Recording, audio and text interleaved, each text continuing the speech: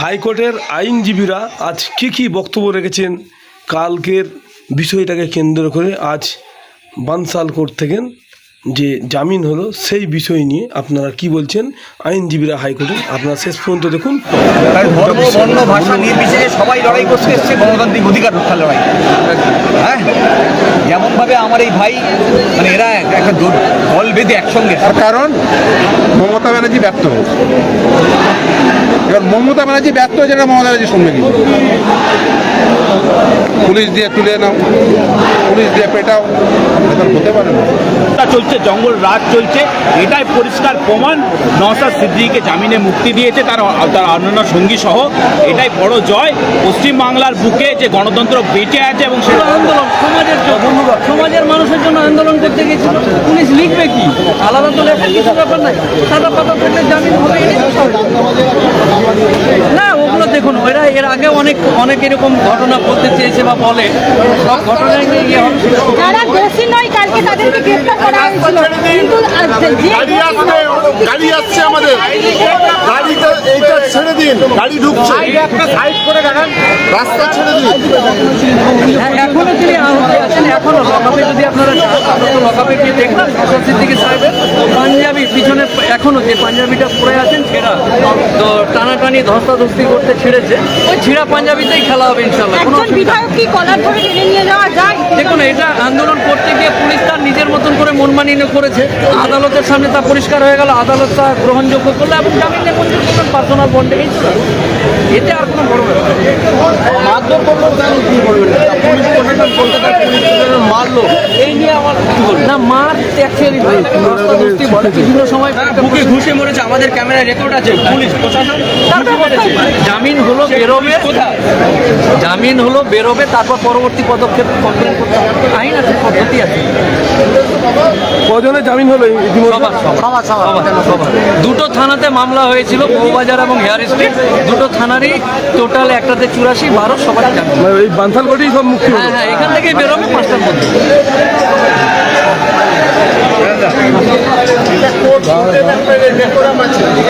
দাদা আপনারা বাইরে কিছু চলো বাইরে রাখুন, রাস্তাটা ছেড়ে দিন, রাস্তাটা ছেড়ে দিন আপনারা।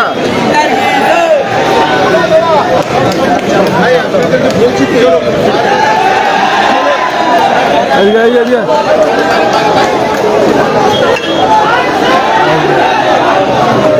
ও নাসির ভাই, নাসির ভাই, ও নাসির ভাই, দাদু বাইট বাইট দিত বাইট, নাসির ভাই বাইট নেব, নাসির ভাই বাইট, নাসির ভাই বাবু একটু বাইট, আরে একটু করে ছেড়ে দিতে ইতিমধ্যে কজনের জামিন হলো? এই মুহূর্তে সবার জামিন হবে। একটা চলছে, জঙ্গল রাজ চলছে, এটাই পরিষ্কার প্রমাণ। নওশাদ সিদ্দিকীকে জামিনে মুক্তি দিয়েছে তার অন্যান্য সঙ্গী সহ, এটাই বড় জয়। পশ্চিমবাংলার বুকে যে গণতন্ত্র বেঁচে আছে এবং সেটা কোর্টের জন্যই বেঁচে আছে, সেটা আবার প্রমাণ হলো। টোটাল কতজনের জামিন হলো আজ? যে কজন ছিল কেসে,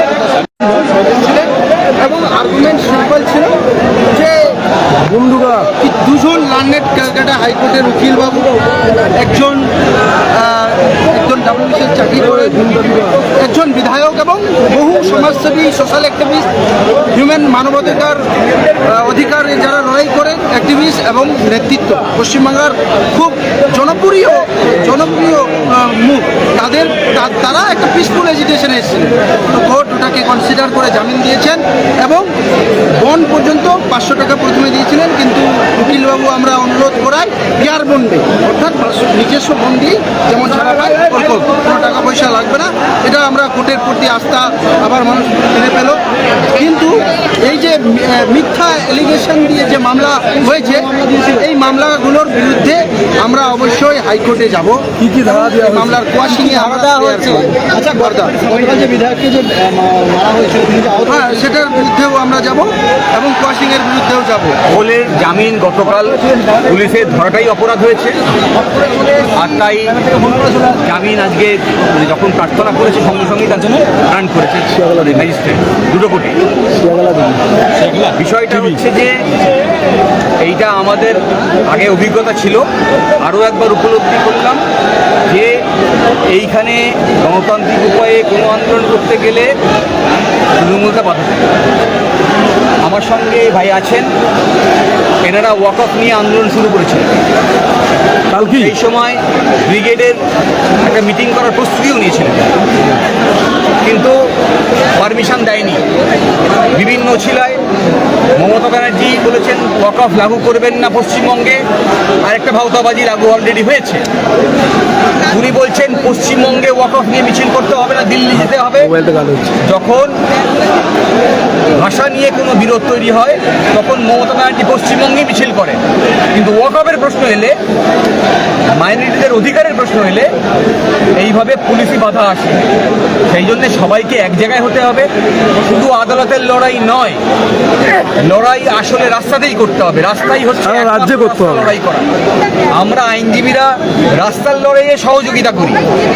লড়াইটা আদালত থেকে শুরু হয় না, লড়াইটা শুরু হয় রাস্তা থেকে। আর সেই রাস্তার লড়াইয়ে এনাদের মতন অনেক লোক আছেন পশ্চিমবঙ্গ জুড়ে, তারা আছেন।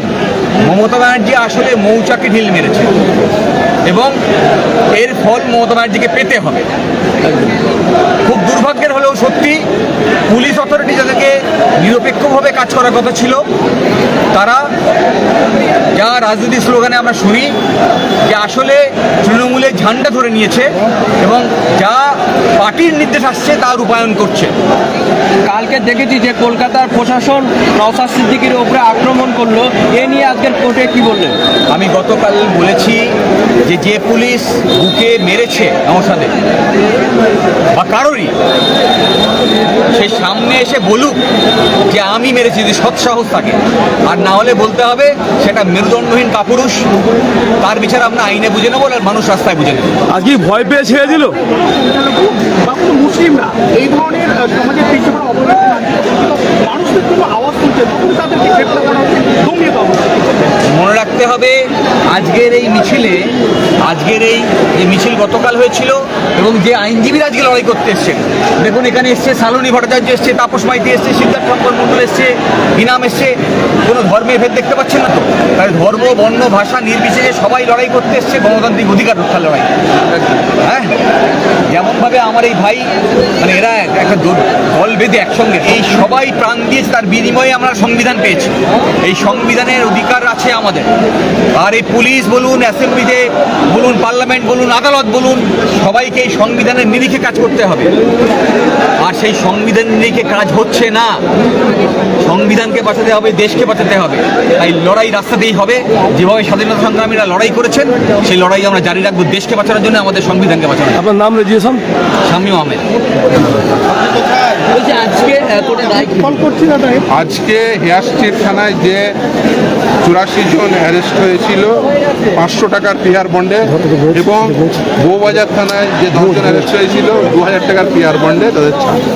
মানে সরকার কত অগণতান্ত্রিক পদ্ধতিতে চলছে আজকের রায় থেকে সেটা পরিষ্কার। এই নির্দেশ থেকে কেন, মানে আদালত মনেও করেনি কোনো প্রকার শর্ত চাপাতে হবে। মানে পিআর বন্ডে, পার্সোনাল বন্ডে, মানে নিজেই পার্সোনাল বন্ডে ছাড় পেয়ে গেল।